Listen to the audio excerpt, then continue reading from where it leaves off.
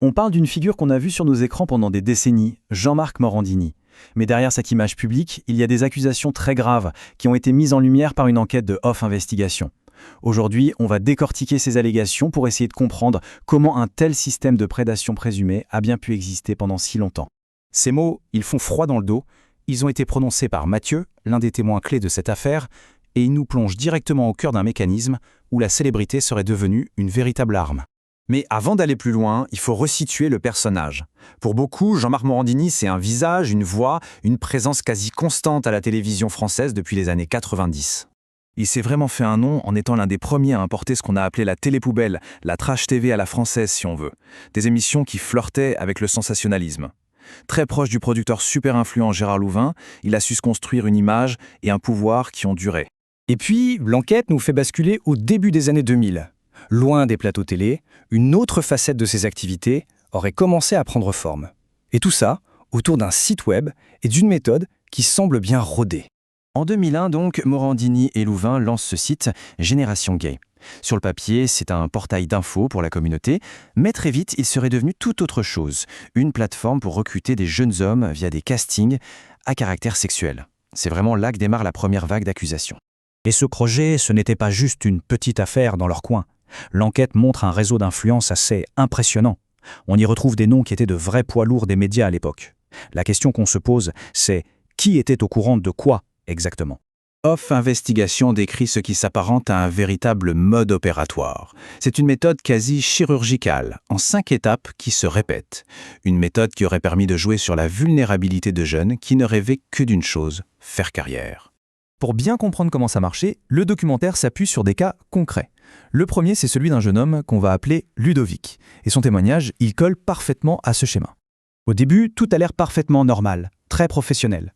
Un jeune qui cherche à percer, un rendez-vous dans le bureau du directeur d'une grande radio, tous les signaux sont au vert, la confiance est là. Et c'est là que tout dérape. D'après le récit de Ludovic, le casting photo vire à la proposition sexuelle, très directe. Le prétexte professionnel vole en éclats et on bascule dans ce qui est décrit comme une pure situation de prédation. 5 mois, c'est la durée pendant laquelle Ludovic dit avoir été contraint de pratiquer une fellation chaque semaine. Tout ça en pensant que c'était le passage obligé pour obtenir le travail qu'on lui avait fait miroiter. Il y a un détail à rapporter qui est absolument glaçant. L'obligation de maintenir le vouvoiement, même pendant les actes. C'est une façon, d'après l'analyse, de constamment rappeler qui domine et qui est dominé. L'histoire se termine tragiquement pour Ludovic. Le travail promis n'arrive jamais. Il se retrouve seul, brisé par ces mois de manipulation présumée, et il finit par faire une tentative de suicide. C'est une illustration terrible du coût humain de ce système. On avance de 8 ans. On est en 2009. Et là, on a l'impression que le même scénario se rejoue. Le documentaire nous présente l'histoire de Mathieu. Elle fait écho à celle de Ludovic, mais avec quelques variations assez troublantes. Ce que dit Mathieu, c'est vraiment la pierre angulaire de tout le système présumé, la notoriété. La célébrité, ici, c'est un passe-droit. C'est un outil pour faire baisser la garde, pour endormir la méfiance naturelle. Cette fois, le cadre change. On n'est plus dans un bureau, mais dans un appartement privé. Par contre, le principe, lui, ne change pas. La demande est tout de suite sexualisée, mais sous un prétexte artistique. Mathieu se retrouve face à une exigence ultra intime, présentée comme un simple critère professionnel. Sauf que Mathieu, lui, il refuse. Malgré la pression, il ne veut pas se plier à cette demande.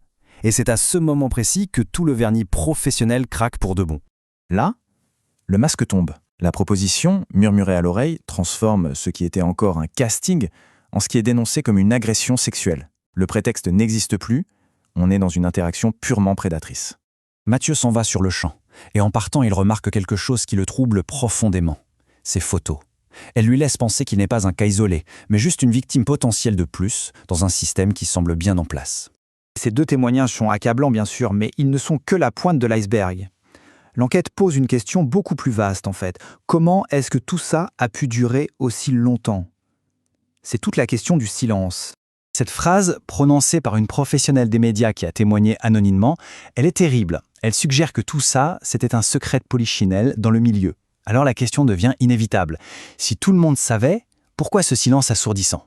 Quand on met les 2 témoignages côte à côte, la répétition du schéma est frappante. 8 ans les séparent, les lieux changent, les promesses aussi, mais la finalité, elle, est toujours la même. On part d'un prétexte pro pour arriver à des exigences sexuelles. Et c'est la question finale, la question vertigineuse que pose cette enquête. Une question qui va bien au-delà du cas d'un seul homme. Elle interroge tout un système, sa culture du secret, sa complaisance, sa responsabilité. Et c'est une question qui aujourd'hui encore continue de hanter le paysage médiatique français.